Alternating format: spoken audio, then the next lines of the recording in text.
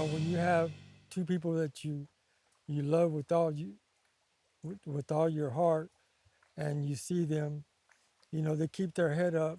But I know it hurt. Mm-hmm. I know it hurt them, but they just kept, you know, uh, going on. They had to support.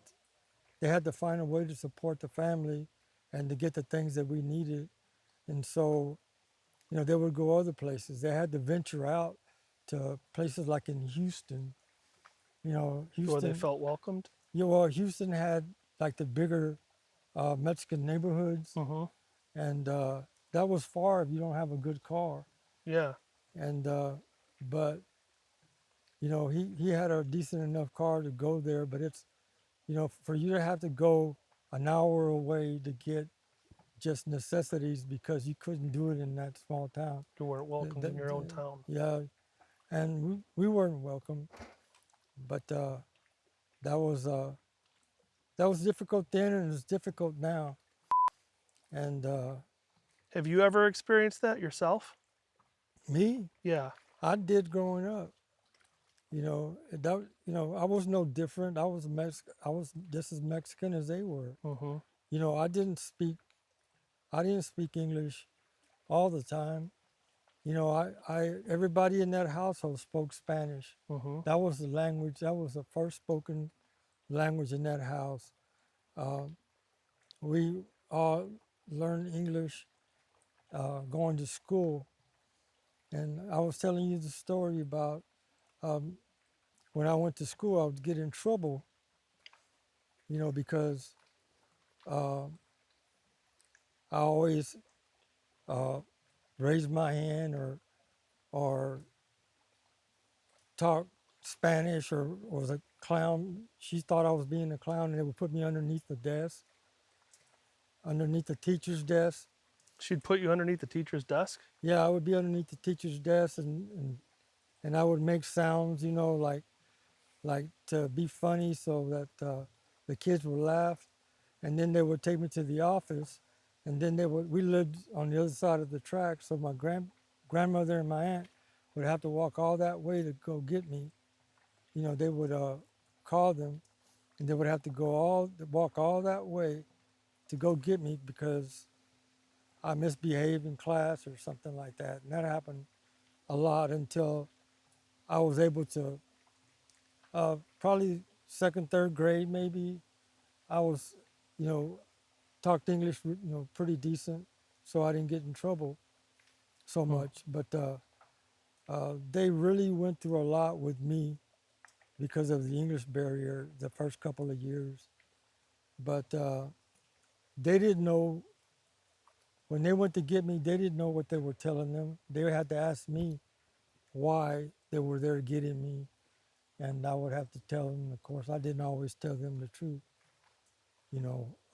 I didn't always tell them that I got in trouble Mm-hmm. because of being a clown in class for speaking Spanish or something. Mm-hmm. Going to Mm-hmm. the bus station with a bunch of sacks of pecans, that was exciting for us. Mm-hmm.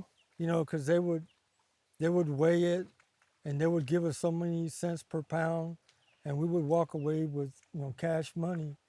And of course, our grandparents would get it, and if you were lucky, they'd give you a dollar or two, or to go buy some ice cream or something. But if not, you didn't ask for it. Mm-hmm. But that was one of the most exciting things I remember is going to the bus station to weigh pecans. Wow. And to this day, I still think about those ex- exciting days of going to get money at the bus station. When you pick cotton, there's different ways of picking cotton. Sometimes you pick cotton and just get the cotton ball out of the shell, Mm-hmm. and other times you pick it with the shell because at that time they had machines that could shell them, or they wanted them according to what the owner wanted. And one day I did it wrong. I did it opposite, Mm-hmm. and I had my sack. I must have been 8, maybe. I don't know how. I forget. But I was young, and I had my sack, and I went to the trailer where they weigh it and they dump it. And when he dumped it, he saw that I'd done it wrong, and they got on me just like they do a grown up. He was yelling at me and telling me like, what a dumbass I was for I don't know what the hell I was doing. And my grandmother had to come over there. A little petite lady came over there, didn't know how to speak English that well, but she knew Mm-hmm. that he was getting on to me like a grown up, and she just more or less communicated to him that he uh, was not to talk to me like that, that she would correct me and get me to do it right. And he just had a few choice words to her and said, well, get him back to work and show him how to do it and get out of here and that kind of thing. But it wasn't just it wasn't just going to these places and doing it. You had owners out there that demanded certain ways to do it, and if you didn't, they would get on you very hard, even the grown-ups. And so it wasn't just let's go make some money and just go. It's easy. You just show up and you do this. You had to deal with them too. Mm-hmm. So uh, it was a little bit difficult is the fact that it was a physical job, and on top of doing all of that, they had to go home and make sure that dinner was made for the people that were out working. The other jobs in the oil fields and things like that, like my grandfather and the sons and stuff like that. They had to have dinner made for them, and they had other jobs to do as well. So they never got to rest. Hmm. So it was a difficult job, but that work ethic that that they had, was passed on to me, just by me being along with them. Mm-hmm. That's all I knew how to do. And if somebody got sick, my grandmother had all these home remedies that she would use on us. And like I said, unless it was, you had to have some kind of surgery or something like that, which I don't remember anybody having to do that. We didn't go to the doctor or to the dentist. I never went to the dentist until I was in the Army. Really? Never, Never went to the dentist till you were in the Army? never. Wow. When I would come home on leave, he was already, getting older. When I would come home on leave, I could not come home unless I was dressed in my uniform. A lot of times, kids would like to get out of uniform and just come on Mm-hmm. home. Well, I couldn't. I had to be in uniform and visit with my grandparents and be there and sit down with them and for most of the day. And then when it was enough, then I could get out and change. But they wanted to see you in your uniform. Yeah, he had to be in uniform. I couldn't walk up in civilian clothes ever. Wow. And that lasted throughout my entire career until he passed away. But he really loved the fact that the military created freedom, and that he was part of it, and although illegally. Hmm. That's You know. amazing. I know that sounds kind of profound with the fact that he was illegal, but he loved the country. He loved his country. He believed in the flag. You know, never disrespected the flag. You know, uh, just like people, how people disrespect the Mm-hmm. flag, the anthem, and things like that. That would be the furthest thing from his mind. He loved all those things, and the man couldn't speak English very well, but he understood what that stood for. Wow. If you don't mind, tell me about the house that you grew up in. You told me that Yeah. your father built that house, correct? Yeah, my grandfather. Your grandfather. Yeah. Well, my grandfather built this house, and what it was is like you walk in, and it's a very small uh, room where maybe 4 chairs in case you had like visitors Mm-hmm. for a grown up, maybe they could visit or something. But then there was a one room for all the girls, and then no doors. We had no doors, just a place where you walk through. What do you, I don't Door know. frames. Yeah, door frames. And then the next room was it was open, and there was a big bed where my grandfather, my grandmother, and I slept. And then there was another door frame to the right where there was a small kitchen, and there was a small table there with 2 chairs, uh, and that's where my grandmother cooked, and my grandfather sat and ate. And then when you come back out of there, you go to the next room. It was a room to the right, and it was one big room for all the boys, and we had one bathroom. Wow. And that's how we So all survived. the girls slept in one room, all the boys slept in another room, and you slept with your grandparents. Yes.